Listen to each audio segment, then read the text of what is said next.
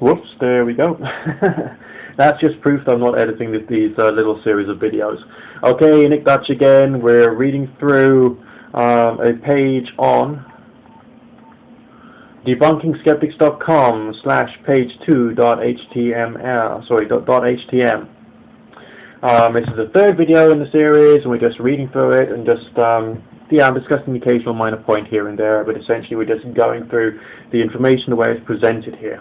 Now, the next stage says, from a certain standard, it could be said that we already have some extraordinary evidence for certain types of paranormal claims. Take the following 4 types of phenomena, for instance. UFOs, unidentified flying objects. It can be said that there is extraordinary evidence to support the existence of UFOs, from unexplainable photographs, video camera footage, multiple eyewitness sightings, abduction reports, Air Force radar reports, etc. All of these constitute convincing evidence for some people, but not for others. Although much of it can be explained as misperceptions, natural phenomena, weather balloons, aircraft, birds, ball lightning, luminous earth lights, etc., there are still many cases which are unexplainable and display features not known of any natural phenomena. One example is the White House merry-go-round incident of July 1952, where Air Force fighters repeatedly chased UFOs that kept appearing on Air Force radar and were never adequately explained. Even skeptics admit that some cases are inexplicable, although they claim that unexplainable does not mean inexplicable. What? Although they claim that unexplainable does not mean inexplicable. Okay, I think I get what they're talking about there. Since it's not always possible for extraordinary things to leave behind some type of tangible evidence, if I saw a UFO at close range, it didn't have my camera with me, and then it flew away, how am I expected to have extraordinary evidence? Am I supposed to be able to call that UFO back as if it were under my command, or chase it like Superman? The fact that this event happened without our control makes us unhappy to satisfy this criteria. The same goes with ghosts and other things. For hard-nosed skeptics, though, even good evidence will not be enough, since their mentality is to debunk rather than to discover and learn. You see, if I had a piece of a crashed flying saucer and showed it to them, they would just say it's probably just a piece of top-secret military aircraft that we don't know about yet. They would want the full saucer itself to be convinced. If I found a whole saucer and showed it to them, they would still not be enough, because they could say that there is no proof that the saucer is extraterrestrial in origin, and it could just be a secret type of aircraft invented by the military. Of course, if they had the real alien bodies in front of them, then that'd be much harder to dismiss. But you get the idea here. They will continually raise the bar. It's their mentality that causes them to close their minds and ignore everything that doesn't fit into their viewpoint. Nevertheless, many brilliant researchers have concluded that UFOs, whatever they are definitely real. Author and nuclear physicist Stanton Friedman, who has spent years in the field, has written a series of articles on this, which you can find at, he gives the website here. Okay.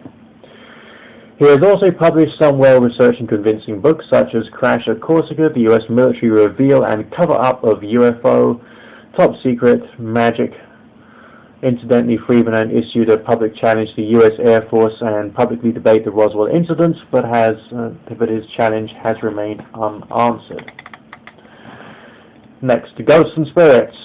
The same goes with ghosts. There are many credible witnesses who have seen ghosts and experienced inexplicable things taking place in haunted houses, such as sudden apparitions, the feeling of unseen presence, unnatural movements of objects, frequent displacements of things around the house, sounds, voices, etc. Paranormal investigators even used Geiger counters that detected electrical activity in a haunted area. Plus, there were also countless stories of hauntings in all around the world, from the mundane to the incredible and uncanny. Although these claims are largely anecdotal, we must understand that while anecdotal evidence is not completely reliable, it is not completely unreliable either, and is considered to be evidence in societal functions depending upon various factors. In addition, the amount of anecdotal evidence is also relevant, because the higher the number, the more credible witnesses, the stronger the evidence. However, die-hard skeptics will not consider anecdotal evidence to be valid evidence regardless of the amount. To them, credible evidence has to be measurable in some conventional way to be reproduced at our beck and call. The problem with this is that what we can measure is limited to our level of technology. For instance, before we had the technology to measure seismic activity in the Earth's crust, they still existed even though they couldn't yet be measured. Furthermore, since we can't see radio waves, electromagnetism, air, gravity, magnetic force, etc., but they exist anyway, it is logical to assume that there are other things that could exist but aren't yet measurable. Our technology may not be up to this level to measure other things that could be there, or it may be that our technology can only detect things of a physical plane and not the spiritual plane. Looking for physical evidence of something spiritual is like looking for evidence on the ocean for the existence of Mars rather than looking into space.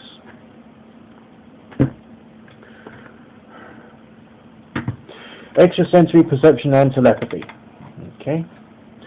This is also especially true for ESP and telepathy. Experiments under controlled conditions have been done that reveals consistent, well above chance results, which strongly points to the conclusion that ESP and telepathy exist to at least a small degree. Obviously, see my video on remote viewing. These experiments, particularly the Ganzfeld and also Ganzfeld experiments done from 74 to 97, were repeatable too, with 2,549 sessions showing above average results. The problem is that not all scientists and researchers are able to reproduce the same results. Skeptics usually point to the failures of science experiments and ignore the successes. They will accept the failed psi experiments as evidence against psi, but not the successful psi experiments as evidence for psi. This is an obvious double standard which is typical of closed-mind skeptics. One skeptic I debated did not consider a high success of the Ganzfeld experiments as evidence for psi. She pointed out that few failed experiments invalidated the other successful ones. She wanted a 100% success rate, and even if she got a 100% success rate, she would obviously have moved the goalposts and charged forward. Very few things are 100%, as I'm sure you know if you studied natural sciences, sociology, psychology, and the rest.